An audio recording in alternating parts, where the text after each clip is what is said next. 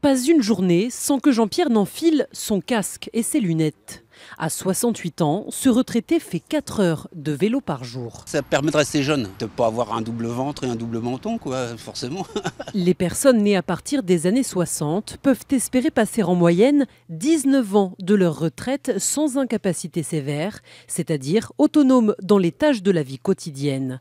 Des retraités en meilleure forme avec donc plus d'envie. Les loisirs et les activités qu'ils recherchent sont même un peu plus originales qu'à l'époque. Les destinations sont plus lointaines, les circuits sont plus complets, plus riches. Allongement de la durée de vie, progrès médical, les Français sont-ils pour autant prêts à travailler plus longtemps? J'aime le travail, c'est pas un problème. Mais je pense qu'à un moment donné, effectivement, on doit se tourner vers d'autres choses plus essentielles.